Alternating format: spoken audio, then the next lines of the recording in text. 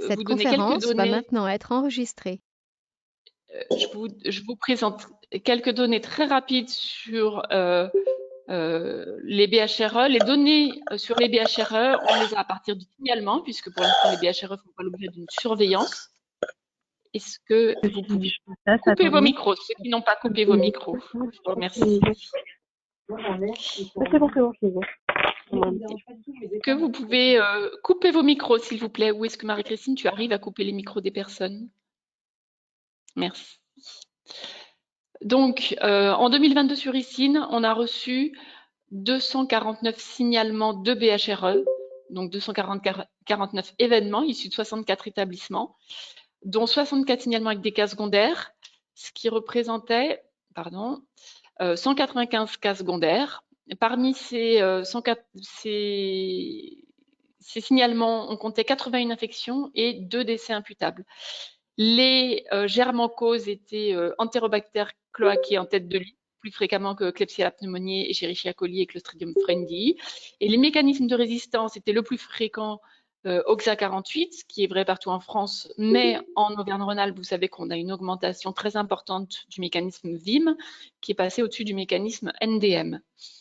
Et sur les BHRE, on transmet à vous, équipe d'hygiène de la région, chaque mois un bulletin qui reprend les signalements de BHRE sur ICIN et qui liste les services dans lesquels il y a des épidémies actives. Donc, épidémie, c'est à partir de moins un cas secondaire. Voilà pour les données dans un premier temps. Et pour ce qui est de... Donc ça, c'est les BHRE chez les patients. Et pour ce qui est des BHRE dans l'environnement, il y a l'étude de Spiadi qui s'appelle REASYNC, qui les a mis en évidence. Ils ont analysé les données de 1192 points d'eau qui ont été prélevés. Près de la moitié étaient contaminés et 3% des points d'eau étaient contaminés par une entérobactérie productrice de carbapénémase dans les siphons. Voilà, pardon, j'ai oublié de préciser, ces prélèvements avaient lieu dans les siphons et c'est bien notre sujet aujourd'hui. On ne savait pas si on l'appelait webinaire BHRE, webinaire environnement ou webinaire siphon. On va garder siphon. Et donc, je donne la parole à Ousmane Traoré. Ousmane, ce que je propose, c'est que tu dis diapo suivante quand tu veux que je passe à la diapo suivante. Eh bien voilà. Alors merci Marie, merci à tous. Effectivement, webinaire siphon, ça me paraît bien comme titre. Notre expérience à nous au CHU de Clermont. Alors juste pour préciser donc le contexte, au CHU de Clermont, donc notre OH est prévenu par le service de bactériaux dès qu'une BHRE est identifiée, donc chez un patient hospitalisé, et on a un système de repérage informatisé également qui nous prévient et qui prévient aussi les services. Et puis la deuxième chose à savoir, c'est qu'on a, comme beaucoup d'établissements, une politique de dépistage, de portage de BMR, BMR, BHRE, dans des services ciblés du CHU, qui sont essentiellement des services de réanimation adultes, et aussi le service d'hématologie adulte. Donc, c'est dans ce service d'hématologie adulte que fin 2019, on a donc isolé une entérobactérie productrice de carbapénémase chez une patiente qui était prise en charge dans le secteur dit conventionnel du service, secteur protégé et un secteur conventionnel. Et puis, il s'avère que après analyse et puis étude du cas, on se souvient qu'en fait, la même EPC, ce n'est pas la première fois bien sûr qu'on trouvait une EPC dans ce service, la même EPC avait été isolée chez une patiente qui avait la même chambre quelques mois auparavant, en juillet 2019. Et donc, il s'agissait d'un Citrobacter fruendi complexe, puisqu'en fait, c'est plusieurs espèces de Citrobacter qui sont couverts par ce vocable. Donc, à partir de là, ça a été vraiment pour nous une première interpellation, on va dire, Et on s'est dit, mais quand même, est-ce qu'il n'y a pas eu une persistance de cette entérobactérie dans l'environnement? C'était la première fois, en fait, où vraiment on commençait à suspecter fortement l'implication de l'environnement. Donc, on a commencé à rechercher activement à ce moment-là. On l'avait fait ponctuellement dans d'autres circonstances auparavant, mais là, on a commencé à rechercher activement donc les EPC, et donc on a détecté un Citrobacter fruidi complexe, alors qui était porteur de la Carbapénémas vim, dans le siphon de cette fameuse chambre. Et quelques temps auparavant, plus tard, le temps de faire le séquençage, on s'apercevra qu'en fait les séquences étaient bien identiques entre les deux souches patientes isolées à quelques mois d'intervalle et la souche environnementale qu'on a isolée dans le siphon. Donc les questions évidemment qu'on s'est posées à ce moment-là, c'est avec des réponses qui commençaient à être un peu plus claires, c'est y a-t-il eu une contamination de la deuxième patiente au contact de l'environnement qui avait été contaminée par la patiente précédente, et quid aussi finalement de l'efficacité de nos procédures de bionettoyage. Donc c'est à partir de là qu'on a commencé à instaurer une surveillance de l'environnement. Et puis aussi, évidemment, qu'on s'est penché sur l'évaluation, l'efficacité de nos procédures de bionettoyage. Alors, qu'est-ce qu'on a fait sur l'environnement? Bon, donc on a prélevé alors la chambre occupée par les deux patients porteurs, on vient de le dire, les deux patientes, mais aussi du coup des chambres occupées par ces mêmes patientes au cours de leur parcours, qui sont des parcours complexes, hein, sont des patients d'hématologie avec des pathologies hémato lourdes, donc qui sont souvent hospitalisés. Donc on a prélevé dans le secteur donc, dit conventionnel de l'hémato, le secteur protégé et aussi en hôpital de jour. Et puis finalement on a étendu cette surveillance à toutes les chambres du service d'hémato.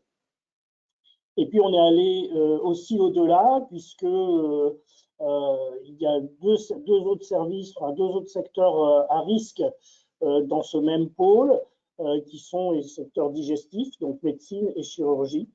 Donc on a été prélevé dans les autres services du pôle. Et puis au final, on a même été prélevé finalement dans le collecteur d'eau usée du pôle. Donc je reviendrai là-dessus.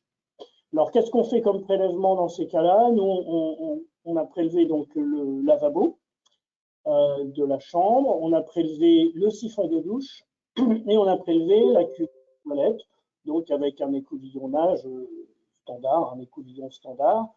Et puis, ce qu'on a essayé de faire à chaque fois, alors on a été un peu perturbé parce que vous voyez le timing, c'était 2019, donc après en 2020, on a été un peu occupé par autre chose. Mais ce qu'on a essayé de faire, c'est à chaque fois qu'on identifiait une EPC, c'est ensuite un suivi mensuel et qu'on élargissait éventuellement à trimestriel dans les chambres en question. Alors, l'autre point important, donc c'est beaucoup Nathalie, d'ailleurs mon manette, qui a réalisé tout ça, c'est l'évaluation donc des pratiques de bionettoyage, donc avec des rencontres régulières avec l'équipe de bionettoyage pour faire le point sur les pratiques, et éventuellement les réajuster et puis les accompagner. Donc on a beaucoup insisté sur la conformité, la bonne application des bonnes pratiques de nettoyage, de désinfection des chambres. Aussi on a insisté sur les aspects d'empartrage parce que on a vu que beaucoup de ces sanitaires, finalement, en tout cas certains de ces sanitaires étaient très empartrés. Donc il y avait certainement des progrès à faire de ce côté-là. Et puis finalement, même si on n'était pas forcément super fan au départ de ça, mais on a instauré une javélisation quotidienne des siphons. Alors en tout cas, dans les services à risque, donc les services d'hémato de secteur digestif dont je viens de parler, et d'une façon générale dans les chambres des patients porteurs. Et puis aussi, donc on s'est aperçu que c'était souvent les siphons de douche qui étaient contaminés. Donc il y avait le problème de l'entretien de ces grilles de siphons de douche, alors qui parfois sont pas faciles à démonter, mais chez nous on peut les enlever tout simplement, il n'y a pas besoin de démontage. Mais qui les entretient? Parce que quand on enlève ces grilles, on s'aperçoit qu'effectivement, elles sont pleines de biofilms, elles sont très, très sales et c'est un bon réservoir pour des bactéries, et notamment les EPC. Donc, alors, qu'est-ce que ça a donné, tous ces prélèvements? Donc, sur l'année, donc comme je l'ai dit, sur l'année 2020, on a fait peu de prélèvements, on a repris en fait fin 2020, hein, quand on a respiré un peu après la première vague de Covid. Donc, on a prélevé en 2021 169 chambres, bon, ça fait 507 écouvillonnages. Et donc, on a trouvé, en fait, surtout, j'allais dire presque exclusivement, en tout cas en termes environnementaux, du Citrobacter freundii, alors freundii complexe, hein, et avec un mécanisme de résistance type NDM, c'est-à-dire qu'initialement, on avait un peu soupçonné ce problème lié à l'environnement sur des citrobactères qui étaient porteurs de VIM. Et quand on a repris les prélèvements fin 2020-2021, et encore aujourd'hui, puisqu'on a encore fait la semaine dernière, on ne trouve que du NDM, Citrobacter freundii NDM. Donc sur 2021, on en a trouvé dans 15 chambres, on en a trouvé aussi dans le collecteur d'eau usée, et donc vous voyez, on en a trouvé donc, 6 fois dans une douche, une seule fois dans le lavabo. Donc chez nous, en tout cas dans notre expérience, c'est finalement pas un réservoir qu'on retrouve fréquemment, et 9 fois dans la cuvette des toilettes. Bon, donc on a quand même eu l'impression que après remise un peu à niveau des procédures de bionettoyage, on obtenait quand même des résultats qui étaient plus satisfaisants. Donc on a suivi les chambres positives jusqu'à à peu près mi-2022, enfin jusqu'à août 2022. Et après août 2022, c'est vrai qu'on a un peu stoppé les contrôles de l'environnement. Mais donc, on a retrouvé à 5 reprises quand même du Citrobacter freundii NDM. Alors, moins que précédemment, mais on a quand même encore un peu retrouvé dans les siphons de douche et dans les toilettes, avec des pratiques par rapport au bionettoyage qui sont finalement assez fluctuantes et l'observance n'est peut-être pas toujours optimale. Donc, diapositive suivante, qui doit être la dernière. Alors, qu'est-ce que finalement, où on en est aujourd'hui sur les EPC dans les siphons du CHU? Alors, il y a 2 sites principaux au CHU. Tout ce que je viens de vous dire, ça concerne le site Estin, donc le site sur lequel on trouve notamment les matos et donc le digestif. Donc, je vous ai dit, décembre 2019, premier isolement environnemental hein, d'un Citrobacter freundii type VIM, donc dans ce service des matos, où on avait retrouvé à la fois dans la douche et les WC. Et à partir de novembre 2020, donc quand on a repris les prélèvements d'environnement dans ces secteurs, et depuis 2020, donc nous avons isolé totalement, mais quasi exclusivement du Citrobacter freundii NDM, et donc uniquement dans les services à risque des matos et secteurs digestifs. Il faut donc savoir que ces services, qui appartiennent au même pôle, ont aussi le même réseau d'évacuation d'eau usée. Ils sont sur une même colonne d'évacuation d'eau usée. Donc en hématologie, on a trouvé principalement les douches. Et si je clique là-dessus? Alors je ne sais pas si c'est vraiment significatif. Ah non, c'est le micro. Principalement des douches. Oui, merci de couper votre micro, s'il vous plaît. Et dans le secteur digestif, principalement des WC. Bon, je ne sais pas si c'est quelque chose qui est significatif, mais en tout cas, le constat est là. Et donc, comme je l'ai dit, dans le collecteur d'eau usée de ces secteurs, donc hémato, médecine dige, on retrouve les fameuses, on va dire, Citrobacter NDM, mais aussi d'autres entérobactéries productrices de carbapenémon, notamment des Klebsiella, productrices de Saccharomyces. Ça, on en trouve moins chez les patients, mais par contre, on en trouve sans difficulté dans le collecteur d'eau usée. Et puis, ce qui est intéressant, c'est qu'on avait été, avec Nathalie, chercher les EPC dans les autres collecteurs du site. puisqu'il y a d'autres colonnes d'évacuation qui desservent notamment la gynéco, la pédiatrie, l'obstétrique, et on n'a pas fait beaucoup de prélèvements, mais on n'a jamais retrouvé de PC dans les autres collecteurs de cet hôpital. Et puis sur le deuxième hôpital, donc le site Gabriel Montpied, qui est un gros site avec des réas, plusieurs réas, la maladie infectieuse. On n'a jamais retrouvé de PC dans les siphons. On a fait quand même quelques campagnes, on n'en a jamais retrouvé. Par contre, on va régulièrement prélever le collecteur. Ouais. Excusez-moi, merci à tous de vérifier que vous avez coupé votre micro. Par exemple, les personnes qui disent qu'ils ont mis en jaune, si jamais vous ne vous rendez pas compte, vous avez votre micro. Est-ce que vous pouvez le couper, s'il vous plaît? Je vous remercie. Et donc, dans ce site Gabriel Montpied, on a une configuration différente pour l'évacuation des eaux usées. On a en fait un collecteur unique qui draine toutes les eaux usées du site. Et donc, on a accès à ce collecteur, on va prélever régulièrement, encore la semaine dernière, et on retrouve donc toujours ce fameux citrobactère NDM, alors qu'on n'en a pas si fréquemment chez les patients de ce site, mais aussi d'autres PC, et des Klebsiella, et la semaine dernière, on a trouvé par exemple une Klebsiella qui était porteuse de NDM et d'OXA48. Donc voilà, c'est un site qui nous interpelle un petit peu parce qu'on a finalement assez peu de patients porteurs, et dans ce collecteur, on trouve très facilement et à chaque fois des EPC, et notamment toujours ce citrobactère NDM. Voilà, donc ce qu'on va essayer de faire dans les semaines et les mois qui viennent maintenant, c'est peut-être de retourner un petit peu, puisque, alors je ne l'ai pas dit, mais malheureusement, on a fait une campagne de prélèvement en hémato la semaine dernière, ou il y a 15 jours, et on a retrouvé à nouveau du citrobactère MDM dans les douches ou les WC. En tout cas, sur 10 chambres, on en avait 2 de positives. Donc on voit bien qu'il faut vraiment qu'on aille revoir, est-ce que l'observance des pratiques d'entretien qui avait été mise en place il y a à peu près 1 an est toujours bien conforme, bien réalisée. Voilà, est-ce qu'il faut qu'on évalue l'efficacité de nos pratiques d'entretien? On avait un peu dans l'espoir que la javélisation quotidienne permettrait de diminuer les EPC et qu'on pourrait peut-être diminuer cette fréquence de javélisation, parce que c'est quand même mettre beaucoup de javel dans les réseaux. Voilà, tout ça, c'est des choses pour lesquelles on doit encore travailler et essayer de trouver peut-être des protocoles plus adaptés. Voilà où on en est au niveau environnement et siphon au CHU de Clermont.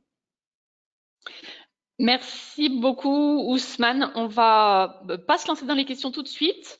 On va recueillir le regard croisé de Cédric Dananché à l'hôpital de la Croix-Rousse aux Hospices civils de Lyon. Cédric, la parole est à toi. Merci beaucoup Ousmane et merci beaucoup Marine. Alors c'est vrai que les événements de Clermont, nous, ça fait un petit peu écho à ce qu'on a vécu à Lyon.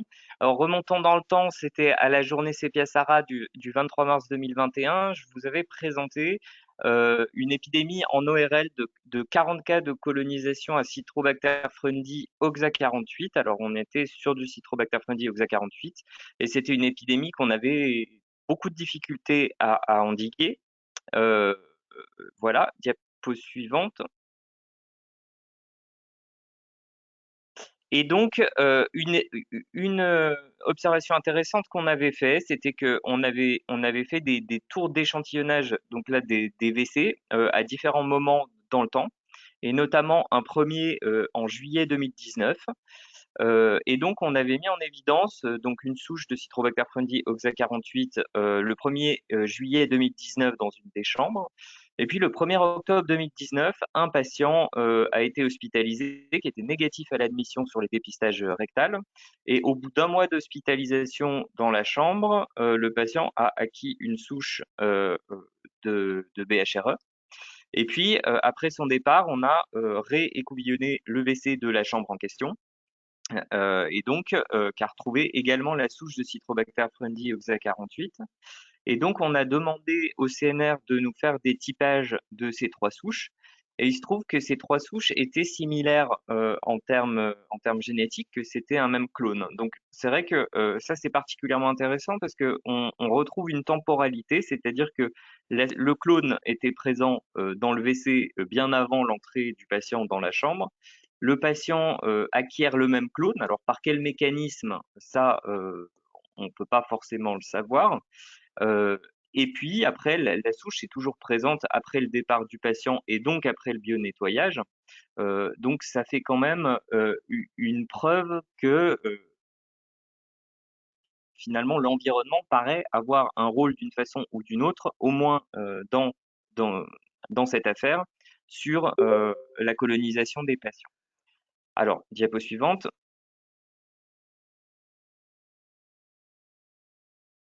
Et donc, là, ce que je vais vous présenter plutôt, c'est ce qui fait suite finalement à cette première épidémie. Donc en 2022, voilà, la première épidémie, c'était 2019, donc à peu près en même temps que Clermont, où on avait déjà ces doutes et ces suspicions.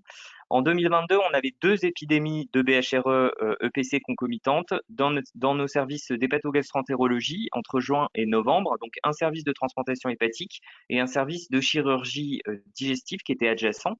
Vous pouvez voir à droite les courbes épidémiques. Alors, il n'y a pas forcément énormément de cas, mais ce qui est intéressant de voir sur les courbes épidémiques, c'est que les germes et les enzymes sont extrêmement variés. C'est-à-dire que dans le service 1, on avait Serratia marcescens Vim, Citrobacter frundi NDM, Escherichia coli oxa 48, et donc des mécanismes de résistance multiples qui on va dire, qui apparaissent comme ça de façon un peu inexpliquée en l'absence de patients porteurs de ces bactéries dans le service.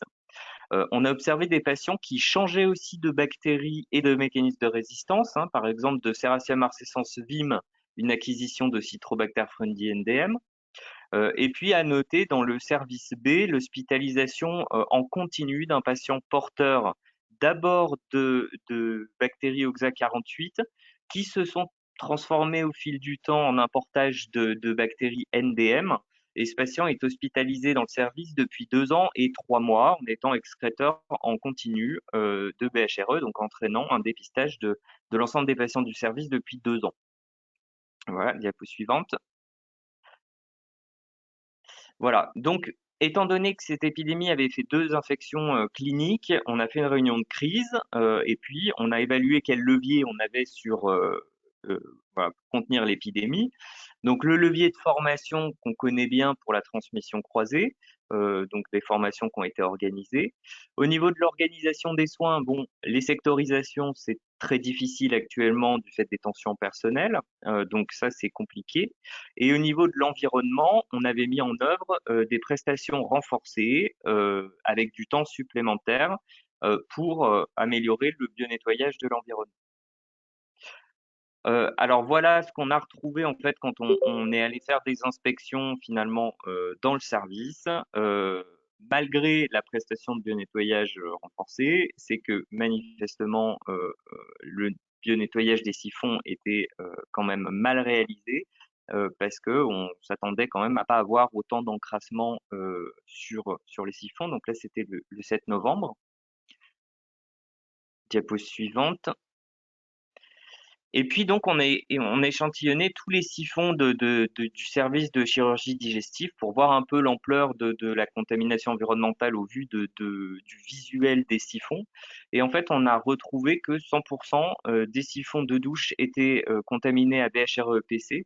Alors on voit que très majoritairement, on a 2 espèces et un mécanisme de résistance principal qui est aussi le NDM comme à Clermont-Ferrand, avec beaucoup d'Enterobacter cloacae NDM, beaucoup de Citrobacter frundi NDM, mais on a aussi de l'Enterobacter cloacae Vim, et puis comme les siphons jouent un peu un rôle d'incubateur, finalement, ils doivent se passer finalement les bactéries, les enzymes par conjugaison. Et donc, on observait des combinaisons d'enzymes de résistance, OXA48 plus Vim, OXA48 plus NDM, NDM plus Vim, et puis OXA48 plus NDM plus Vim, avec vraiment les espèces prédominantes étant Citrobacter frundi et Enterobacter cloacae. Globalement, assez peu de bactéries OXA48 ont été retrouvées, mais je pense que la charge en BHRE des siphons était quand même très importante. Et donc, voilà, je ne sais pas si ces résultats-là sont vraiment représentatifs de l'ensemble de ce qu'il y a dans les siphons. Donc, on en a conclu que bon, il y avait une extension importante des contaminations des siphons, alors que pourtant, dans ce service, on n'avait pas eu que des patients BHRE qui avaient été dans toutes les chambres, hein. Il y a certaines chambres où il n'y a pas eu de patients BHRE qui sont passés. Et donc, on s'est posé des questions sur cette extension très importante de la contamination. Diapo suivante. Voilà. Alors, nous, on passe par un prestataire externe, hein, pour le bionettoyage. Alors, en regardant la procédure de bionettoyage départ, on a bien pourtant que le siphon de sol doit être ouvert, la cloche retirée, la garde d'eau rincée, les saletés retirées et puis les éléments essuyés avec la lavette bleue. Cependant, dans le cahier des charges, la vérification du nettoyage de siphon n'est pas un point de contrôle du prestataire, donc on peut imaginer que c'est pas un point sur lequel le bionettoyage a été particulièrement bien appliqué malgré la procédure. Alors, ce que je veux vraiment souligner, et c'est ce que Marine soulignait au départ, c'est que ces contaminations, il faut bien se dire que la contamination environnementale résout pas tout. C'est-à-dire que au départ, on reste quand même sur de la transmission croisée, euh, on va dire de patients à soignants, de patients à patients, mais que finalement, c'est plutôt une composante. C'est-à-dire que plus vous avez un environnement propre, moins les soignants et les patients peuvent se contaminer finalement les mains, et donc les mesures d'hygiène classiques vont être suffisantes pour prévenir des colonisations. Par contre, quand l'environnement va être vraiment très sale, on peut imaginer que les soignants et les patients vont plus facilement se contaminer les mains, et donc ça va augmenter le risque de transmission croisée. Mais donc ce n'est qu'un élément, et ce n'est pas finalement, voilà, c'est le seul élément sur lequel il faut se battre. Diapo suivante. Voilà, donc en synthèse, nous, on a retrouvé sur certains services que les bombes de douche étaient des réservoirs importants de BHRE-EPC. Le rôle dans la transmission, il n'est pas tout à fait élucidé. Il augmente probablement le risque et peut jouer un rôle de catalyseur. Et notamment, plus la file active de patients chroniques porteurs de BHRE est importante, plus la contamination paraît s'étendre aux évacuations. Alors, on est en train de typer nos souches comme on fait Clermont-Ferrand pour revoir un petit peu s'il y a des liens entre les différentes souches environnementales et cliniques.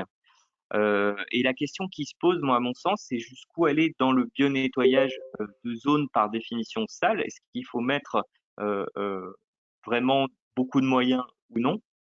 Alors, déjà, un point important, c'est que cette contamination environnementale, je pense qu'il faut particulièrement la prendre en compte quand on a des problèmes d'épidémie inexpliqués. J'ai envie de dire, si vous n'avez pas de problème, à la limite, le problème est peut-être moins prégnant.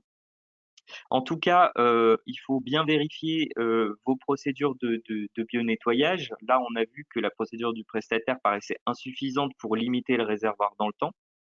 On a des difficultés techniques malheureusement à nettoyer un siphon qui est très sale, hein, parce qu'il faut vider le siphon, ensuite le désinfecter avec une chiffonnette, du vinaigre blanc ou à la javel, etc. Et puis on a des problèmes aussi pour désinfecter les grilles et puis la cloche des siphons. Donc nous, on a entrepris un travail avec le prestataire pour intégrer le siphon comme un point de contrôle, pour améliorer le bio-nettoyage de ces siphons. Mais ce qui est encore à travailler, c'est alors déjà établir de façon sûre une procédure, on va dire efficace, pour éliminer les biofilms au moins temporairement dans des unités où on a des problèmes épidémiques. Donc on va évaluer l'efficacité de ça. Et puis après, c'est un petit peu faire la part des choses entre jusqu'où on va dans le nettoyage de routine, et puis ben, quelle procédure on peut mettre en œuvre en termes de procédure approfondie quand on a des problèmes et qu'on veut faire finalement une action coup de poing. Et donc, nous, on a choisi d'essayer de former une task force spécialisée de professionnels, on va dire spécialement formés pour ce type de bio-nettoyage qui pourraient intervenir à la demande de l'UHE pour reprendre des zones qui sont pas très bien faites en routine, on peut dire. Voilà. J'ai terminé, moi, pour ma partie. Merci beaucoup. Un très très grand merci Cédric et merci Ousmane. Je vais rajouter deux diapos. D'abord, ça me plaît cette histoire de task force. Là, c'est comme dans Ghostbusters, il y a des équipes qui viennent dézinguer les BHRE dans les siphons. C'est comme ça que je le vois. Juste, les deux présentations étaient axées sur la mise en évidence de la contamination de patients à partir de l'environnement.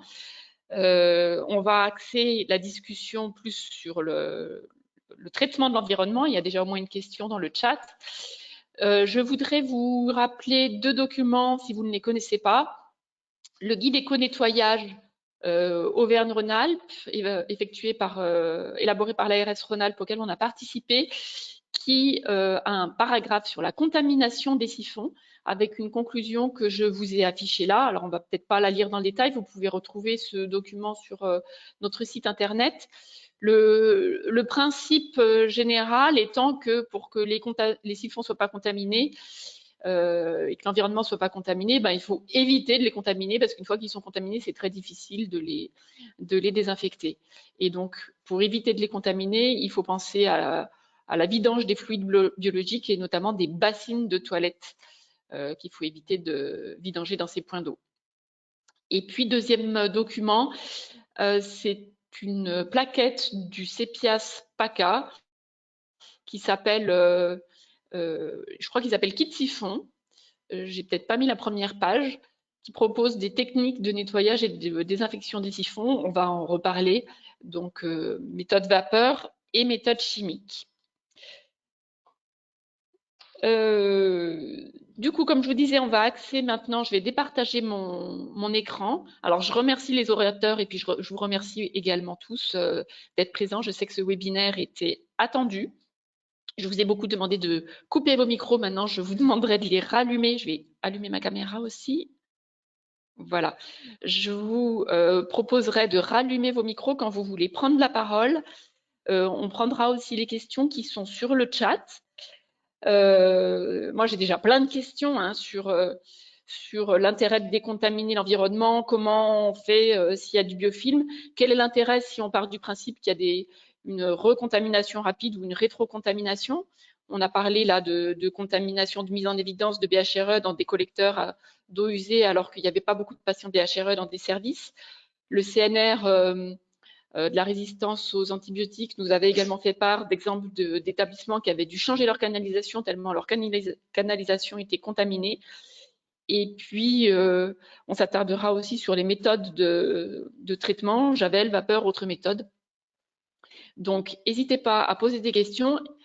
N'hésitez pas également, quand il y a des questions, si vous avez des éléments de réponse, à les apporter. On passera la parole en priorité aux intervenants parce que ça nous arrange bien et on espère qu'ils sont experts de la question, mais n'importe qui peut rapporter son expérience. C'est vraiment cette discussion est vraiment un partage d'expérience.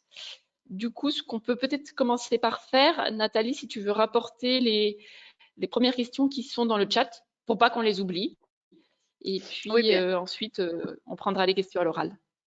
D'accord. Donc, des questions sur, oui, effectivement, les produits. Donc, quels produits d'entretien favoriser pour éliminer la BHRE environnementale? Vous dites que la javel n'est pas optimum.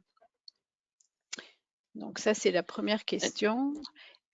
Après, est-ce que il y a une question peut-être, voilà, il y a une autre question sur le détartrage aussi. Détartrage est aussi important que la javelisation. C'est un peu, enfin, c'est même pas une question, c'est plus une affirmation. Oui, c'est vrai que le détartrage est certainement aussi important, vous l'avez constaté, et certainement aussi important que la javelisation. Alors oui, la javel, c'est pas la Javel est efficace sur les ETC, c'est pas le souci, mais le problème c'est les biofilms. Et c'est vrai que c'est pas satisfaisant. Alors déjà c'est difficile à calibrer. Quelle quantité de Javel, le temps de contact il est difficile à maîtriser. Donc effectivement on n'est pas. C'est pour ça que je concluais un peu sur cette perspective. On n'est pas sur des solutions qui sont satisfaisantes. On envoie beaucoup de produits chimiques dans l'environnement sans être sûr que ça soit vraiment efficace, sans bien connaître finalement les paramètres qui font qu'éventuellement cette pratique de javelisation peut être efficace, sans connaître les paramètres de fréquence optimale. Donc, bon, après, sur les siphons, bon, nous, on a eu d'autres expériences sur les siphons, alors pas sur les EPC, mais sur des BLSE il y a quelques années dans une réa, et c'est vrai que on avait changé nos siphons. On n'a pas changé notre réseau, hein, mais on avait changé tous les siphons pour des siphons qui sont plus faciles à désinfecter, déjà par leur conception. Ils sont plus lisses, etc. Et puis surtout, ils ont un mécanisme qui permet de les verrouiller et de mettre de la Javel ou un autre produit si on veut, mais en tout cas de mettre un désinfectant et de laisser un temps de contact suffisant pour que le produit utilisé soit efficace sur les bactéries avant de relâcher le produit pour qu'il parte dans le réseau. Donc, ça avait donné, bon, il y avait pas qu'un problème de siphon, il y avait aussi des problèmes de pratique, mais ça avait donné des résultats très intéressants, puisque là, par contre, plusieurs mois après, on était retourné prélever dans ces siphons et il n'y avait plus rien. Bon, après, la javelisation, non, n'est pas une méthode optimale, mais je ne sais pas trop ce qu'on peut proposer d'autre. Alors, il y a la vapeur, effectivement, là, nous, on n'a aucune expérience de la vapeur sur les siphons. Je sais que certains établissements l'ont fait. Je ne sais pas s'il y en a en ligne qui ont cette expérience, mais c'est vrai que ça paraît séduisant, la vapeur, pour son efficacité. En plus, il y a l'aspect mécanique de la vapeur qui peut être intéressant. Donc, moi, on va voir, nous, on est reparti sur une réévaluation de nos siphons à ne pas avoir constaté la semaine dernière qu'ils étaient à nouveau positifs. J'aimerais bien qu'on puisse tester éventuellement la vapeur, mais pour l'instant, moi, je n'ai pas de recul là-dessus. Très bien. Il y a une autre question aussi. Faut-il également entretenir, désinfecter les cuvettes des toilettes en systématique? Alors, n'hésitez pas à allumer vos micros micros et caméras pour les personnes qui parlent. Est-ce que Cédric, tu veux apporter des éléments de réponse là-dessus? Parce que je sais que vous aviez même été amené à changer les toilettes. Oui, alors c'est vrai que au niveau des cuvettes de toilette, nous, ce qu'on a remarqué, c'est que le bio-nettoyage quotidien qui était réalisé par le prestataire, c'était avec du détergent désinfectant et simplement un passage de la brosse WC et que finalement, il y avait beaucoup de zones, on va dire, difficiles d'accès qui n'étaient pas nettoyées. Donc à long terme, finalement, si on passe une chiffonnette sur ces zones-là, on voyait que c'était vraiment très sale. Donc, déjà, pour faciliter le bio-nettoyage, c'est vrai qu'on a eu tendance à préconiser l'installation de WC sans bride sur nos nouveaux pavillons. Voilà. Dans le service, on a eu le gros problème. On a fait changer les cuvettes de toilette, au moins déjà dans un premier temps pour faciliter le bio-nettoyage. Après, moi, il me semble que l'important, c'est que le bio-nettoyage de routine permette finalement de limiter la saleté et que déjà, si on arrive à avoir des inoculums suffisamment faibles, c'est déjà pas mal, sachant que, comme l'a dit Ousmane, on peut toujours passer sur des changements radicaux type on va changer les siphons ou on va changer le WC, mais il y aura une recolonisation derrière parce que c'est pas des endroits qu'on peut stériliser non plus, hein, il y en aura toujours et donc vivre avec ça, entre guillemets, et il faut certainement trouver des méthodes de bio-nettoyage qui soient suffisantes pour essayer de limiter la prolifération, même si voilà, il y en aura toujours un peu, c'est plutôt limiter l'expansion de l'inoculum, à mon sens. Merci Cédric. Nathalie, est-ce qu'il y a Voilà. encore dans le chat Il n'y a plus de questions. Enfin, on a. Ah si, il y en a d'autres, pardon. Le détartrage. Le DD, ah oui, le DD utilisé en routine, est-ce qu'il est aussi efficace? Une question sur les DD. Et il y a une. Bon, mais c'est pareil, c'était encore une étude. Enfin, une étude, c'est la Javel. Une étude comparative Javel-DD. La Javel est plus efficace, mais s'il faut nettoyer avant. Oui. Ouais, je sais pas la réponse à cette question par rapport au DD. Je sais pas si. Alors, c'est Laurence qui a répondu Alors, ça. Parce que Nathalie avait fait une étude sur les siphons, et avec différents protocoles de nettoyage pour les siphons. Et donc, il y avait le DD, la Javel, et elle avait trouvé qu'il y avait des meilleurs résultats en termes de contamination quand il y avait de la Javel quotidienne dans les réas par rapport au DD quotidien dans les réas des siphons des lavabos. Donc, c'est pour ça que je alors, citais n'hésitez pas à allumer votre caméra quand vous prenez la parole et à vous présenter. caméra, J'ai oublié là. de préciser. Donc, vous Ah, me pas de verrez caméra, pas. d'accord. Donc, Laurence, c'est Excusez-moi. Laurence Badriquian C'est du Laurence Badrican, c'est EOH. Clermont. Voilà, Voilà. EOH Clermont. Voilà, merci. Merci Après, beaucoup. la question, effectivement, c'est l'efficacité par rapport au biofilm. Donc, est-ce que, parce qu'en termes d'efficacité intrinsèque, DD ou Javel, ça va bien être un peu la même chose, mais par contre, qu'est-ce qui est plus efficace sur le biofilm? Parce que c'est ça le problème, c'est que le biofilm sert en fait de réservoir, de niche aux bactéries, et donc quel est le désinfectant finalement qui va pouvoir accéder le plus facilement possible aux bactéries à l'intérieur du biofilm. Et ça, ouais, je ne sais pas trop. Il y a une question Merci. aussi sur les produits, si on veut compléter. L'utilisation de produits 3D, détergents, détartrants, désinfectants par les prestataires de nettoyage, est-il aussi efficace qu'un détergent désinfectant? Alors, le problème avec les produits détartrants, c'est qu'il faut et c'est Laurence là qui parle aussi, Oui. c'est qu'il faut un temps de pause. Et je ne sais pas si quand on utilise un produit 3D détergent, détartrant, désinfectant, je ne sais pas si ils emploient ça avec un temps de pause. Voilà, c'est la réponse que je peux faire. Le temps de pause est de 5 minutes. Merci de vous présenter. Béatrice Craco, c'est moi qui ai écrit le message. Je suis à Merci. l'unité d'hygiène de la Croix-Rousse avec Cédric Danonché. Et donc, j'ai toujours été très étonnée d'utilisation et de la validation de ces produits 3D qui, au niveau efficacité, me paraissent très limites. Et au niveau toxicité, sont pas mal aussi, hein, parce que ce sont des produits généralement assez corrosifs et qui sentent très fort. Et les agents s'en plaignent. Donc nous, on avait un produit 3D, mais qui était finalement qu'on a fait supprimer. On a mis le vinaigre. Bon, après, c'est peut-être plus écologique, c'est peut-être moins efficace. Mais c'est des produits quand même qui sont assez toxiques pour le personnel.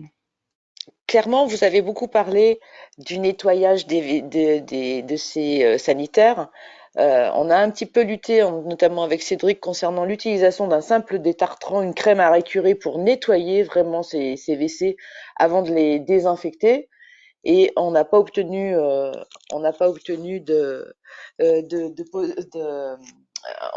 produit n'a pas voulu être mis par les prestataires en charge et ça a été refusé. Donc on est sur ce 3D toujours et on lutte toujours avec ce 3D Oui. qui Mais me parce que paraît ça quand fait même qu'un d'une passage. efficacité. Et puis ça fait qu'un passage. Et quelle est Ça fait qu'un passage. l'efficacité Parce que- sur les salissures? Oui, Aucune. parce que nous, c'est crème à récurer, rinçage, puis désinfection. Donc ça fait en Ouais. effet 3 passages. Enfin Et je pense, ouais. ouais. Plus le Et n'empêche détartrant qu'il faut qu'il y a mettre un plus. quart d'heure avant. Donc, c'est vrai qu'elles y passent du temps. Enfin, Bah si ouais, elles mais veulent du bien coup, il y a faire, elles y passent certainement du une temps. efficacité en regard, hein. Ouais, c'est ça. Moi, de mon côté, c'est vrai que je pense que, en fait, comme le détartre, quand il y a du tartre, il y a du biofilm, et c'est vrai qu'avec un produit qui fait tout, bah déjà, moi, je pense que malgré tout, l'action mécanique, elle est quand même assez importante euh, pour tout décoller. Autrement, il faut des produits qui sont très agressifs, qui peuvent avoir une action sur le biofilm sans action mécanique. Euh, voilà, et c'est vrai que du coup, un produit 3D, on peut se dire que finalement, le désinfectant va être un peu en même temps sur des zones entartrées, donc ça peut peut-être un peu diminuer l'activité du désinfectant si la zone est très entartrée. Donc c'est vrai que la séquence, entre guillemets, de commencer par un détartrage et puis ensuite poursuivre par un désinfectant est peut-être plus adaptée. Enfin, c'est une réflexion que je vous pose. Moi, je suis Le d'accord, hein. détartrage se fait pas enfin forcément au quotidien, mais quand il y a détartrage, il faut le laisser un certain temps. Donc généralement, elles le font en entrant dans la chambre. Elles font tout et elles vont faire après les sanitaires vraiment en dernier. Mais bon, le temps, il est quand même peut-être de 5 ou 10 minutes. Par contre, le nettoyage, elles le font tout le temps, tous les jours. Et quand on avait fait les prélèvements, enfin quand Nathalie avait fait les prélèvements, c'est vrai que bah, du coup, elles avaient oublié un peu cette crème à récurer, donc elles mettaient carrément du détergent désinfectant sans mettre de javel, sans nettoyage préalable. Et je pense que ça avait vraiment, enfin on l'avait photographié, il y avait du tartre qui avait été constitué parce que ça n'avait pas été gratté tous les jours, quoi. En fait, je crois que quand même c'est mécanique, mais il faut voilà, crème à récurer, rinçage, javélisation, désinfection du reste, et c'est long, c'est sûr que c'est long. Peut-être qu'il y a d'autres moyens, hein. C'est vrai que nous, on n'a jamais testé la vapeur, mais la vapeur, ça peut pas être fait au quotidien non plus. Donc, c'est vrai que le produit 3D, on l'a eu, c'est des produits qui sont quand même, enfin bon, vous, c'est peut-être pas le personnel de l'hôpital, mais nous, les agents s'en plaignaient, hein. C'était des produits vraiment agressifs. Et en plus, qu'il fallait laisser quand même un petit peu de temps. Alors, Ousmane voulait réagir, puis après, je voudrais poser une question à l'Assemblée. Non, non, mais c'était juste pour aller dans le sens de ce qui vient d'être dit. Enfin, c'est bien connu en termes de biofilm, le produit miracle, il n'existe pas. Donc, il y a l'action mécanique, il y a le temps, et donc je ne vois pas comment un produit 3D peut être aussi efficace que une séquence en plusieurs étapes. Aujourd'hui, ça n'existe pas. Le produit antibiofilm miracle, il n'existe pas. Donc voilà, je pense qu'effectivement, il faut mieux faire plusieurs étapes.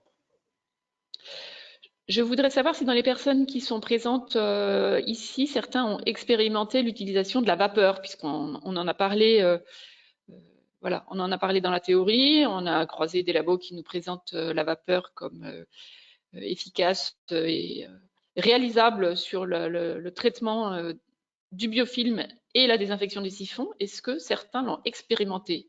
Ça nous intéresserait beaucoup. Merci. Je vois un micro qui s'allume. N'hésitez pas. Allumez votre caméra, vous présentez.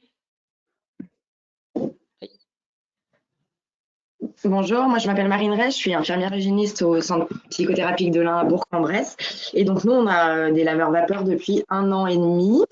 Comme c'est des bestioles qui coûtent quand même très très cher, on a progressivement rajouté des accessoires. Et là, on vient de rajouter l'accessoire siphon qu'on met tout juste en place. Là, je suis en train de protocoliser, de le rajouter dans nos protocoles. Après, ce qu'il faut bien se dire, c'est que nous, on a de très vieux bâtiments et je pourrais pas le mettre en place de partout parce que nos bondes ou les grilles qui sont au-dessus des trous, en fait, sont pas forcément adaptées et on peut pas passer le petit tuyau plastique de la cloche pour aller en bas de nos siphons. Donc, il faut aussi penser à avoir en fait du matériel adapté et c'est voilà, nous sur nos anciens bâtiments, pour l'instant, on va continuer la désinfection, notamment nous sur les départs patients, sur nos services de chronique, sur nos services de suite, on l'a protocolisé 1 fois par mois, et puis après plutôt à chaque départ patient sur nos services d'entrée. Mais voilà, à savoir qu'il faut que le matériel soit adapté pour pouvoir utiliser ces accessoires de laveur vapeur. Après, j'ai pas encore de retour d'efficacité, mais bon, les agents qui l'ont déjà mis en place disent que c'est déjà beaucoup plus simple pour elles quand le matériel est adapté. C'est vraiment quelque chose qui se réalise assez facilement. Merci. Est-ce qu'il y a d'autres expériences? Là, je vois Amélie Procureur a mis un mot dans le chat. Est-ce que vous avez un micro, une caméra? Est-ce que vous voulez nous en parler? Est-ce que vous l'avez utilisé?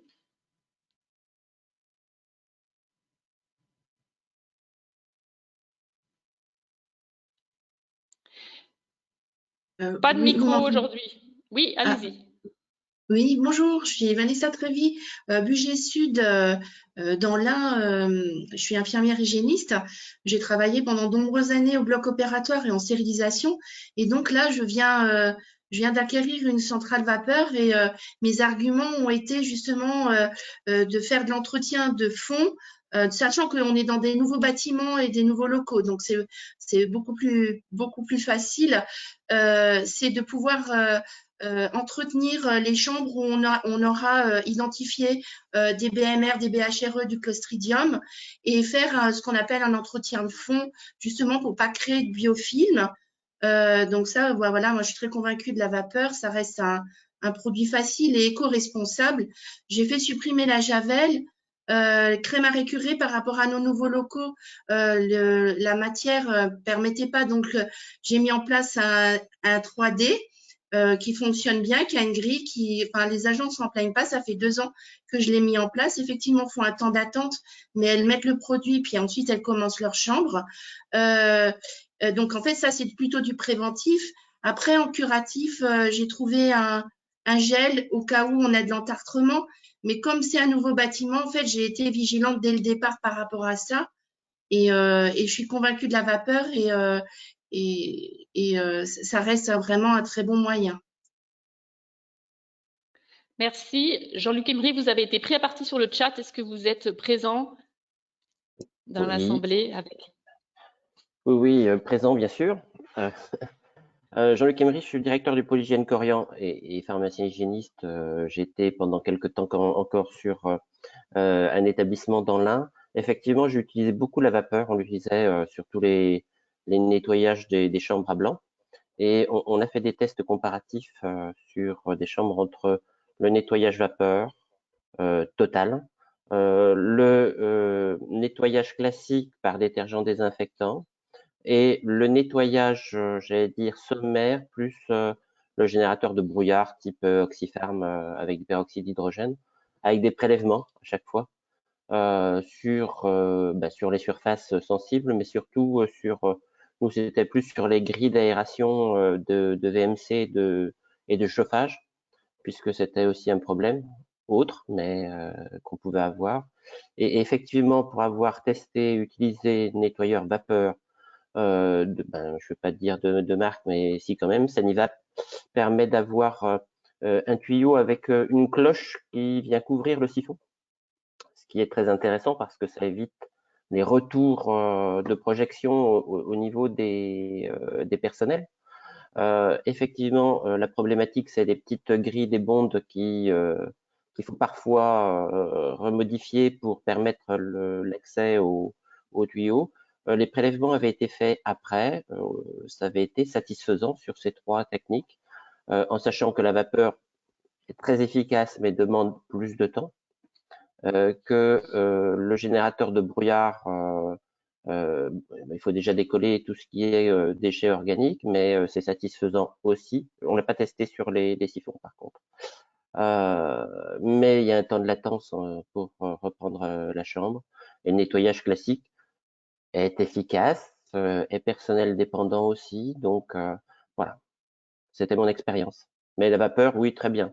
Ça demande quand même des ressources humaines un peu plus importantes puisqu'on s'aperçoit que quand elle commence à utiliser la vapeur, ça décrase vraiment les biofilms, donc ça décrase les sols, les surfaces, et elles mettent plus de temps pour récupérer les surfaces.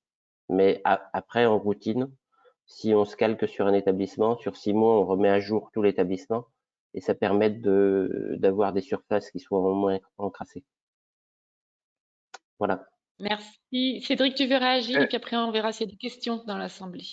Oui, moi c'est vrai que alors nous on a une expérience un peu malheureuse entre guillemets avec la vapeur sur les WC parce qu'on avait essayé justement de faire un détartrage de WC sur la vapeur. Alors c'est vrai que c'est très efficace sur le détartrage et sur le décollement du biofilm, mais comme Monsieur Emery l'a souligné, le gros problème sur les WC c'est que la vapeur du coup est aérosolisée dans toute la pièce et que je suis pas sûr par contre qu'au niveau, voilà, je pense que ça en met de partout. Donc, la vapeur, moi, je pense que c'est pas mal, mais il faut effectivement des ustensiles adaptés. Et j'ai vu effectivement ce produit qui est commercialisé par Saniva pour la désinfection des siphons, là, dont le centre de l'Ain et puis Monsieur Emery nous a parlé. Et c'est vrai que je pense qu'à partir du moment où ça peut être bien finalement canalisé et sans faire d'aérosolisation, pour décontaminer un siphon qui serait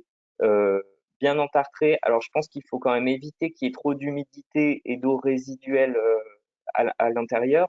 Mais à mon avis, c'est une solution que, enfin, on va essayer aussi nous de tester certainement.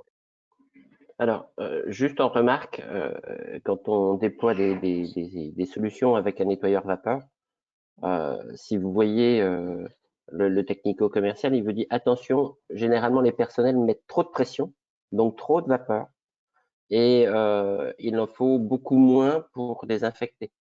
Ils ont l'impression au début que plus il y a de vapeur et plus il y a de pression, plus c'est efficace, alors que pas du tout. Effectivement, quand il y a de la pression, on a des retours de projection, alors qu'avec moins de pression, on désinfecte de la même façon. Donc, c'est vraiment une formation à mettre en place quand on veut utiliser le nettoyeur vapeur. Est-ce qu'il y a des personnes... Oui, pardon, vas-y Nathalie. Non, si on veut continuer sur la vapeur, sinon c'est une question sur la désinfection aussi, régulière, et la dégradation des matériaux. À ce moment-là, pensez à une fréquence, et c'est Nagam Léa Canafer qui nous dit, donc avec la désinfection régulière, il faut s'attendre à une certaine dégradation des matériaux, et donc peut-être penser à une fréquence annuelle, point d'interrogation, de changement des siphons. Mais c'est autre chose que la vapeur. Si on veut continuer sur la vapeur, on peut y répondre après. Non, mais après, c'est vrai que les services techniques le disent. Finalement, un siphon, ça coûte pas grand-chose et c'est pas très compliqué à changer. Donc, je sais pas si c'est... mais un changement, oui, il y aura des dégradations de matériel. C'est bien pour ça, tout à l'heure, je parlais de la javel. Si on avait pu, mais je ne sais pas si on pourra, et peut-être ça ne changera rien d'ailleurs, si on diminuait la fréquence d'utilisation de la javel, ça évite la dégradation aussi, ça limite en tout cas, ça ralentit la dégradation du matériel. Mais après, comme il y a quelques années, on ne voulait pas changer les pommeaux de douche et les douches, et maintenant on change tous les 6 mois, on peut changer les pommeaux de douche parce que ça coûte rien. Donc peut-être que sur les siphons, effectivement, on peut se permettre, quand c'est nécessaire, de les changer peut-être plus régulièrement, et plutôt qu'essayer de s'acharner des fois à les reprendre quand il y a un biofilm qui est constitué depuis des années. Peut-être que parfois ça vaut le coup de les changer effectivement directement et d'appliquer après des mesures préventives comme ça a été décrit tout à l'heure, parce que c'est plus facile de prévenir que de guérir effectivement un réseau qui est déjà plein de biofilms avec des EPC et autres bactéries. Est-ce qu'on n'a pas clairement donné la parole à ceux qui auraient des questions à poser à l'oral? Est-ce qu'il y a des questions que vous avez hâte de poser? N'hésitez pas à allumer vos micros, vos caméras pour poser une question. Sinon, j'en ai une autre sous le coude qui m'intéresse. Alors, j'y vais, ça va dans le sens du changement des siphons. Tout à l'heure, je vous ai fait part du CNR qui avait rapporté un établissement qui avait ses canalisations tellement contaminées qu'ils ont fini par changer leur canalisation. On a parlé de rétrocontamination, c'est-à-dire finalement, on va traiter et décontaminer si on y arrive jusqu'à une certaine distance après l'embouchure, j'ai envie de dire, du siphon ou des WC. Finalement, qu'est-ce qu'il faut faire? Ou tout à l'heure, Ousmane, tu as parlé des collecteurs d'eau usée qui étaient contaminés, ce qui prouve bien que c'est contaminé loin dans le réseau. finalement, qu'est-ce qu'il faut faire de ces canalisations qui sont contaminées? Est-ce que ce changement de canalisation, outre le fait qu'il soit techniquement compliqué, qu'il doit être horriblement coûteux, est-ce que ça a un intérêt ou est-ce que ça va toujours être recontaminé? Comment on prend ça en charge? Est-ce que l'idée, c'est de traiter des contaminés, comme tu as dit Cédric, au mieux garder l'entrée des siphons des toilettes propres et décontaminés du mieux qu'on peut par un entretien régulier? Qu'est-ce qu'on fait de ces contaminations de canalisation finalement? Ben, moi, je pense qu'on ne peut pas en faire grand-chose, hein, parce que alors c'est vrai, moi j'ai posé la question chez nous, donc sur l'hôpital Estin, qui est un hôpital récent, hein, qui date de 2010, aux plombiers, et ils m'ont dit effectivement on ne peut pas exclure de la rétrocontamination sur les réseaux, entre chambres adjacentes, ou voire même sur des étages en dessous. Il y a des pentes qui ne sont pas toujours si importantes que ça. Et donc, mais comme il y a quelques années, on avait découvert ça dans les réseaux d'eau chaude pour les légionnaires, il peut y avoir des rétrocontaminations. Bon, donc ça, je pense que ça complique les choses. Et après, oui, visiblement, le réseau, quand il est contaminé sur toute sa longueur. Changer un réseau, je pense que c'est pas possible. Donc, à partir c'est ce que disait Cédric, je pense qu'il faut éviter à l'embouchure, comme tu disais Marine, essayer de maintenir cette embouchure la plus propre possible, sans pouvoir bien sûr la stériliser, parce qu'on n'est pas dans des lieux stériles. Mais après, une fois que le réseau est contaminé, je ne vois pas, en termes d'intervention technique, je ne vois pas trop ce qu'on peut faire.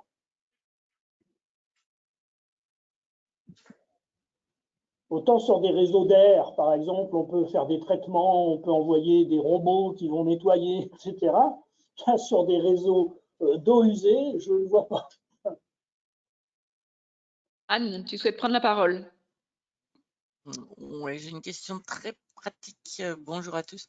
Les siphons à clapet sont-ils vraiment une plus-value en termes de... Bon, c'est vrai qu'ils permettent une meilleure désinfection puisqu'il y a un temps de contact plus long. Mais est-ce que, par exemple, quand on a un service qui a des siphons classiques, le fait de dire on va tous les changer, est-ce que c'est une mesure prioritaire ou finalement quelle part ça peut jouer dans l'amélioration? Ou est-ce que vous avez essayé les siphons à clapet et finalement ça n'a rien changé? Enfin bon, bref, quel est votre... Enfin, nous, les siphons Alors à clapet... Cédric, tu as allumé ton micro. Ah pardon. Oui. Bah, Ousmane, si tu veux peut-être prendre la parole.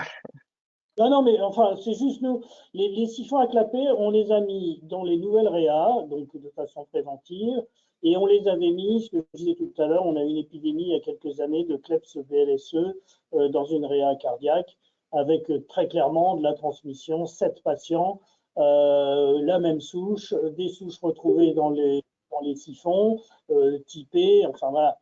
Et c'est vrai qu'on a mis à ce moment-là des siphons à clapet.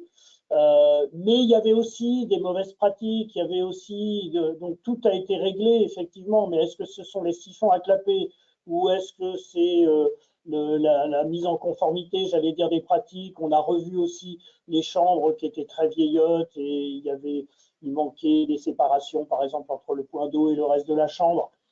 Voilà, c'est vrai qu'on a eu une bonne expérience avec ces siphons à clapet, mais il n'y avait pas que ça qui a été mis en place à ce moment-là. Donc, je ne sais pas. Après, on constate quand même que sur certaines réas qui ont des siphons à clapet, là, quand on va prélever dans les siphons, on voit bien des fois des siphons propres quand même. Hein. On voit des siphons plus propres dans certains services que d'autres. Et les services qui ont des siphons à clapet, enfin, peut-être Nathalie ou Corinne, je ne sais pas, qui est en ligne, qui vont faire des prélèvements, on a quand même l'impression que les siphons à clapet, souvent, quand on prélève, c'est plus propre. Mais bon, voilà. Cédric?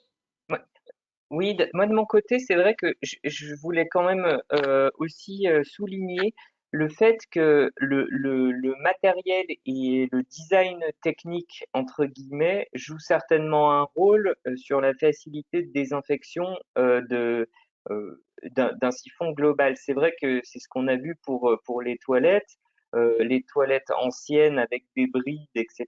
C'est quand même plus difficile à désinfecter. Donc, on va dire, si on veut faire du préventif, le plus simple, c'est d'essayer d'installer du matériel qui soit le plus facile à décontaminer possible. Alors, pour les siphons, justement, ben, si à un moment donné, ils sont abîmés ou vraiment on a un modèle qu'on n'arrive pas à désinfecter, peut-être ça vaut le coup d'essayer de trouver un modèle qui soit ou plus facile à décontaminer, comme l'avait dit Ousmane.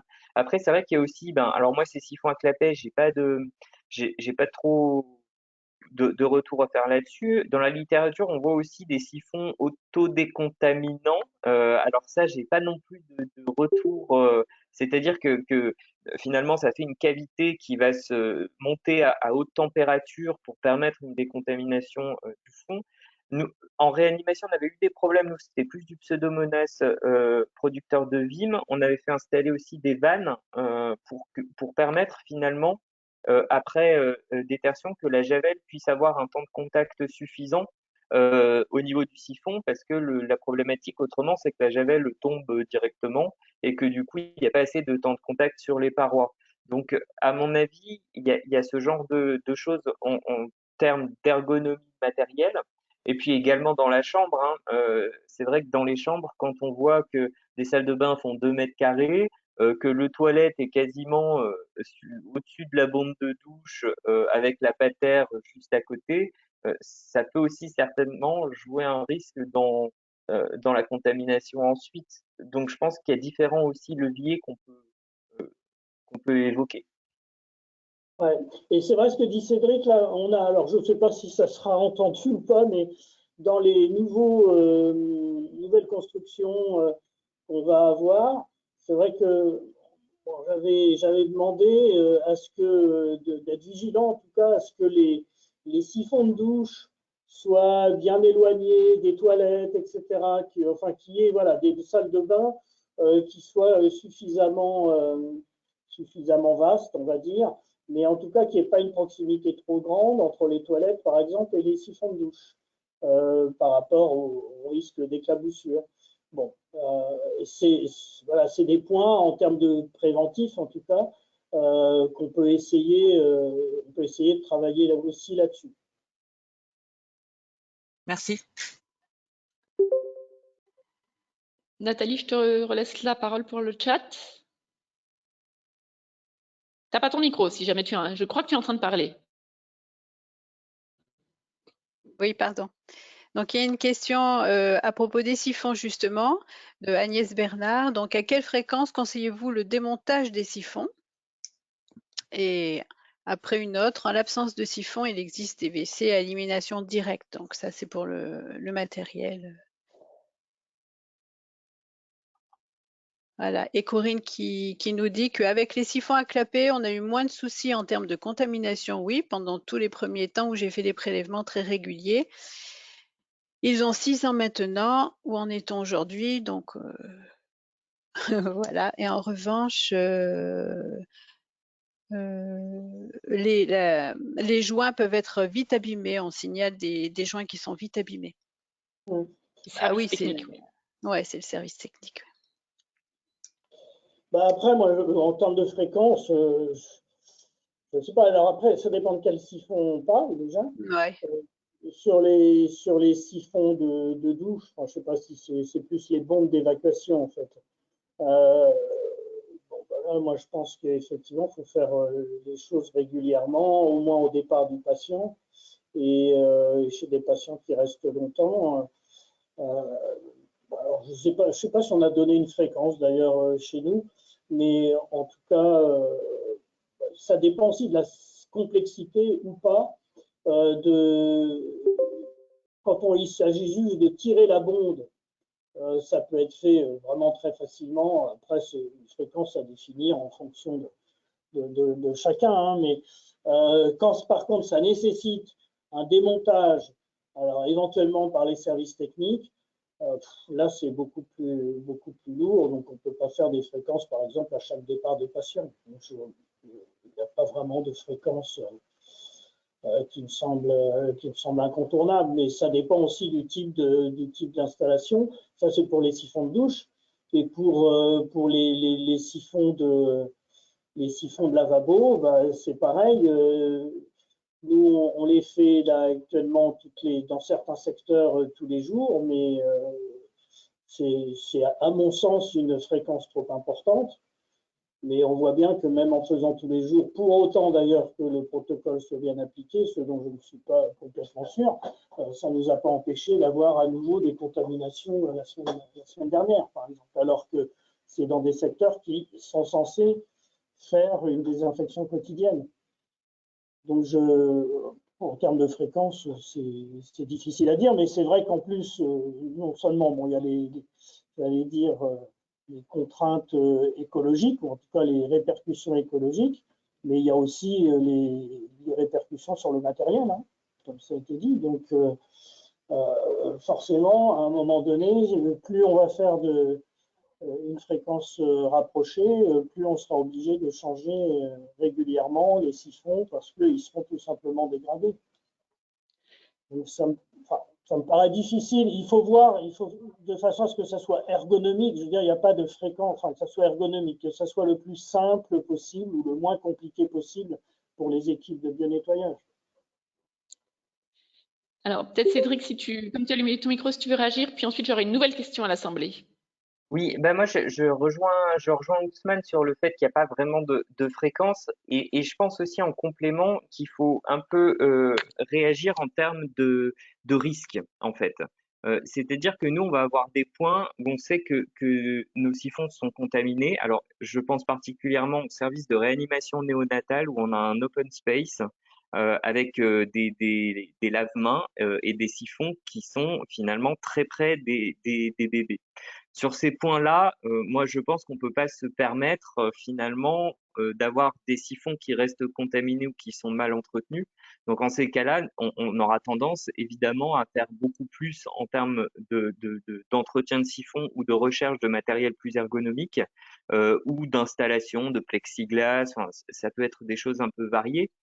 Alors que sur certains points, et notamment on va dire dans des services classiques, si on n'a pas beaucoup de problèmes, on peut se dire qu'un démontage, voilà, c'est peut-être moins important. Donc, je pense que ça doit aussi tenir compte finalement du risque patient finalement. Est-ce que le point d'eau a été suspecté ou est impliqué? Est-ce que le patient qui est à côté est un patient à risque de développer quelque chose de grave?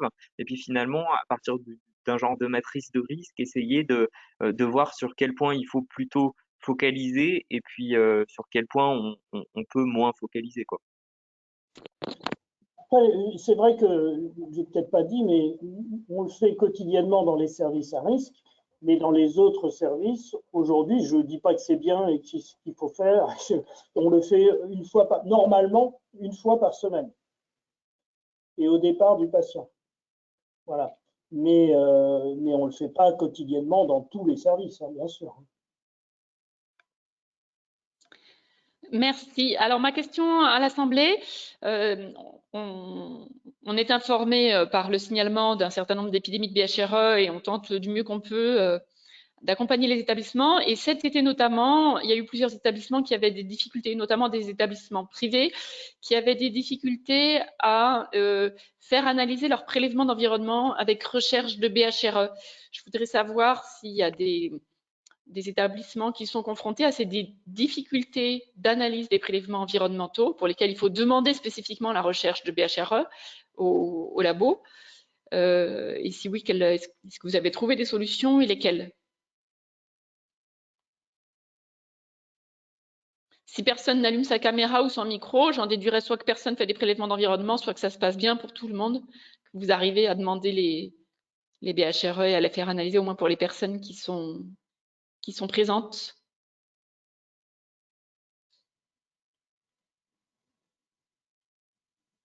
Ok, alors c'est peut-être pas un sujet aujourd'hui, ça l'était cet été. Je vous partage de façon courte mon écran pour vous parler d'un autre document que je ne vous ai pas présenté dans les diapos. C'est vrai que Anne m'y a fait penser, on en avait parlé hier. C'est peut-être qu'il est passé un peu inaperçu ce document. Vous devez voir là sa couverture. C'est un guide qui est sorti en novembre 2022, donc qui est assez récent, sur les prestations de nettoyage, les clés d'un parcours soigné. Donc le RESA, c'est le réseau des achats dans le domaine de la santé. Et ce guide parle notamment, c'est un point qu'on n'a pas trop abordé, mais je pense que Cédric pourrait être long sur le sujet, parle notamment de la question de l'externalisation du bio-nettoyage et de l'entretien des locaux. Donc voilà, c'est aussi un guide dans lequel vous pouvez trouver des informations sur le cadre qu'il faut mettre aux prestations de nettoyage. Je départage mon écran et je reviens vers vous.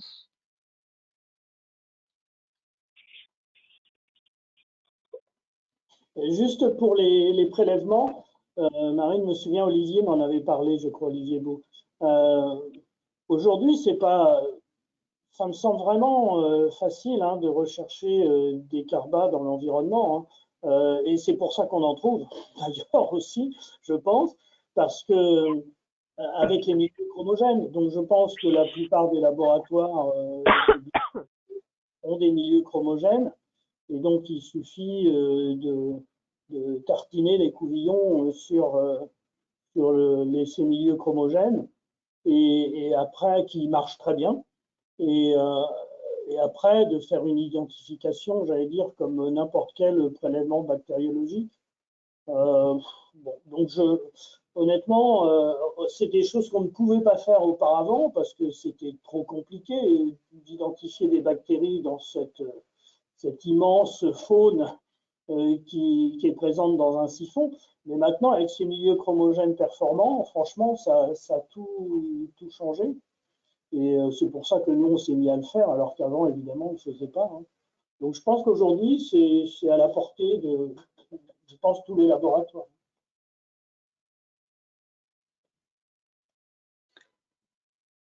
Merci. Est-ce qu'il y a d'autres questions brûlantes sur le sujet de la contamination des patients à partir de l'environnement, des prélèvements, de l'entretien de l'environnement, des siphons, les changements, les matériels? Tout à l'heure, tu as parlé de vannes. Cédric, je me suis demandé finalement quelle était la vraie différence entre un clapet et une vanne. Je pense que finalement, un clapet, c'est un clapet anti-retour, il me semble. La vanne, Il est intégré au siphon. oui, est intégré au siphon et puis bon, ça permet finalement de tourner pour le couper, on va dire transitoirement, et permettre justement que ça. Voilà. Alors après, au niveau technique, j'avoue que les clapets, je connais pas bien le matériel.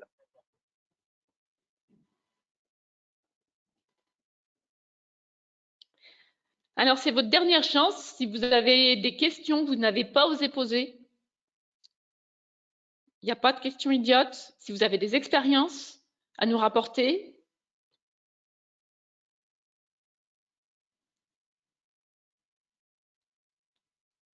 Alors, il y a une question qui arrive donc de Macon. Est-ce qu'il y a un risque qu'il reste fermé par oubli? Bah, ça s'écoule pas, je crois. Oui. Alors, ben, c'est vrai que le siphon est vraiment fermé au moment où on fait la javélisation. Après, je pense qu'on s'en rend assez vite compte s'il reste fermé, parce que je présume que ça doit déborder. Toujours un risque. Oui, et puis le siphon, si on oublie de le vider, là, le joint, il va vite s'abîmer. Hein. On va faire 3-4 désinfections et après, le siphon, il faudra le changer. Non, je pense que, enfin, en tout cas, nous, je pense pas qu'on ait été confronté à ce genre de problème. Et après, pour compléter, je crois qu'on avait fait le tour de tous les siphons. Enfin, on a fait un prélèvement de toutes les réas. Et il n'y en avait pas. Les réas, il y a un protocole avec une javélisation régulière. Et du coup, on n'a rien retrouvé dans les siphons des réas.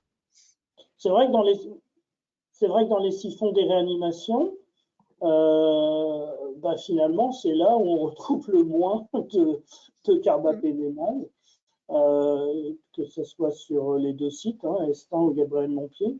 On en a, oui, à ma connaissance, on n'en a jamais retrouvé. On avait donc eu ce problème de BLSE CLEPS il y a 5-6 ans, mais les EPC, à chaque fois qu'on en a cherché, on n'en a pas trouvé.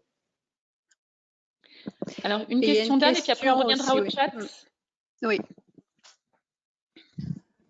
Oui, moi j'avais une question. Imaginons un service qui vient de découvrir qui a des BLSE ou des BHRE dans tous ces siphons, voire dans pas mal de surfaces dans le service. On a vu que bon, dans les mesures prioritaires, il va falloir bien évidemment renforcer le bio-nettoyage de tout l'environnement. La vapeur peut être utile, mais est-ce que la question était, est-ce que vous avez, vous, connaissance d'un intérêt de faire une désinfection par voie aérienne, ou est-ce que c'est vraiment accessoire par rapport à tout ce qu'il faut mettre en place en priorité, et surtout si on n'est pas très content de son prestataire extérieur? Enfin bon, est-ce que ça peut être une solution ou pas? Alors là, nous, pour le coup, on a fait de la désinfection par voie aérienne dans nos services de chirurgie digestive où on a eu nos problèmes. Euh, euh, Sauf que les siphons n'avaient pas été préalablement nettoyés. Alors, je peux vous assurer que les produits de DSVA, s'il y a de l'humidité, ça n'a aucune efficacité, hein. Donc, si on veut faire les choses, il faut vraiment les faire dans l'ordre. C'est-à-dire, il faut d'abord commencer par faire les siphons, les toilettes, et puis après, éventuellement, si on estime qu'il peut y avoir qu'il y avait un inoculum important et qu'il peut y avoir des BHRE qui restent dans l'environnement, ça peut éventuellement avoir un intérêt en complément, mais encore, je pense que c'est quelque chose qui reste à démontrer. D'accord, faut pas se ruer dessus et il faut faire dans le bon sens. Oui, je suis tout à fait d'accord avec toi. Merci. Nathalie, je te redonne la parole pour le chat.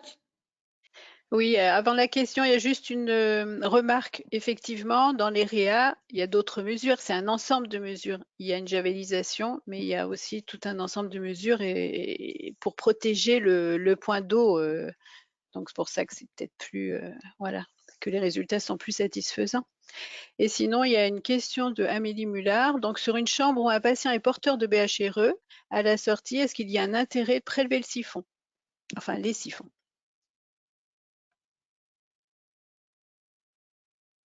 Moi, je crois pas. Faut pas rentrer, ça a été dit au tout début, avant tout, c'est quand même la transmission croisée par bas du portage, etc. Donc,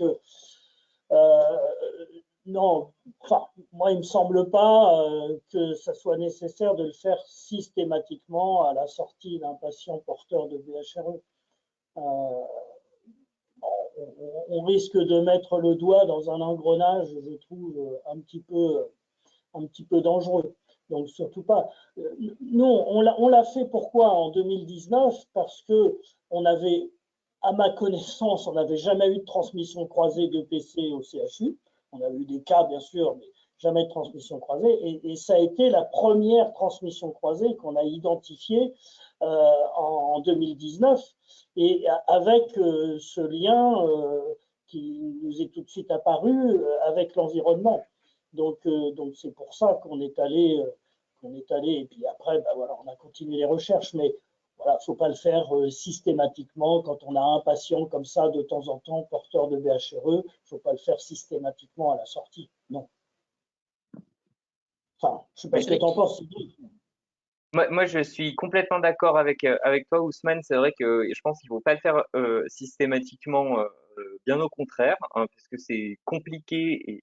Par contre, ça peut commencer. Enfin, on va dire le dépistage des siphons. Moi, je pense que ça a un intérêt à partir du moment où on a identifié qu'il y a certainement un problème.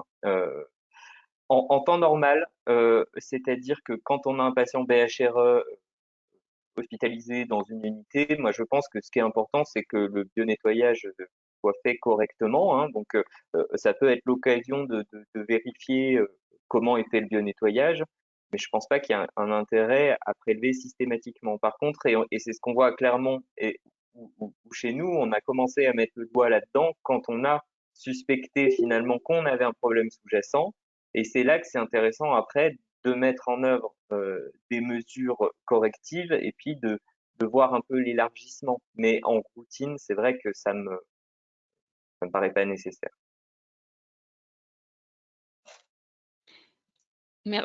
Pardon. Merci beaucoup. Est-ce qu'il y aurait encore une dernière question brûlante et oubliée?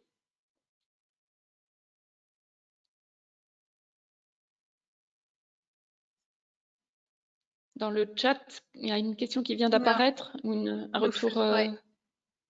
C'est juste, c'est plus une, je sais pas si c'est une question, c'est Macon, le siège de Macon qui nous dit: nous ne faisons plus rincer les gants de toilette dans les lavabos, élimination directe en sac de linge. Mais je ne sais pas si c'est pour tous les services du coup. Nous, c'était une mesure qui avait été mise en place dans les réanimations, mais là, je ne sais pas si elle. Le siège de Macon, est-ce que vous voulez prendre la parole? Et puis ensuite, je pense qu'on clôturera le webinaire. Je ne sais pas, vous, derrière quelles initiales vous êtes cachés? Pas de micro. D'accord. Oui. Oui. Après, nous, on avait fait ça aussi, je disais tout à l'heure sur la CLEPS en réa-CCV. Je disais, il n'y avait pas qu'un problème de siphon, il y avait un problème de pratique. Voilà, et ça fait partie, effectivement, comme le disait Nathalie, des pratiques qu'on avait modifiées au moment de cette épidémie.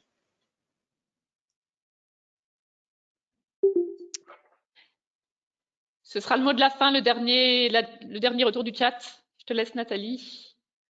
Oui, du coup, il y a une réflexion. Donc, le plus gros problème au final de Corinne Acherio, c'est peut-être la sensibilisation des professionnels chargés de cet entretien, gros turnover et compréhension de la problématique qui varie selon les équipes et leur stabilité.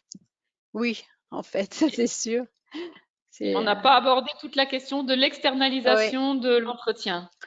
Et même sans que ce soit externalisé, c'est vrai que il faut sans cesse rappeler l'intérêt et voilà, l'intérêt des pratiques, des techniques, des produits, dans quel sens et pour que ce soit bien appliqué.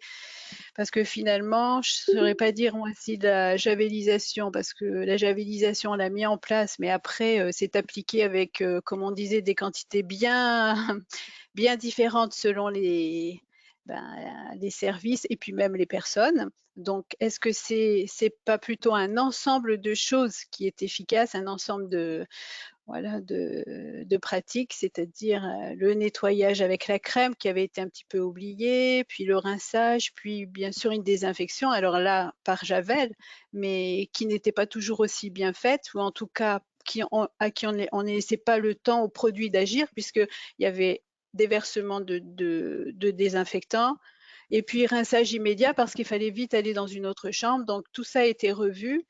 Et est-ce que c'est pas un ensemble de choses qui fait qu'on a été efficace, en tout cas pendant un temps donné? Voilà, ça c'était peut-être plus une réflexion sur l'intérêt de la javel ou pas, je sais pas. Merci beaucoup. Je crois qu'on va s'arrêter là. À l'heure à 10h30, je voudrais vraiment remercier une nouvelle fois nos intervenants Ousmane Traoré et Cédric Dananché. Et puis vous remercier à tous d'avoir été présents. J'espère que même si vous n'avez pas pris la parole, vous repartez avec des billes ou des clés ou peut-être des questions complémentaires. Et j'espère que ça vous aura apporté des éléments de réponse sur la problématique des BHRE et de la contamination à partir de l'environnement et des siphons. Donc le webinaire a été enregistré, vous recevrez l'enregistrement et les diaporamas par mail. Je vous remercie et bonne journée.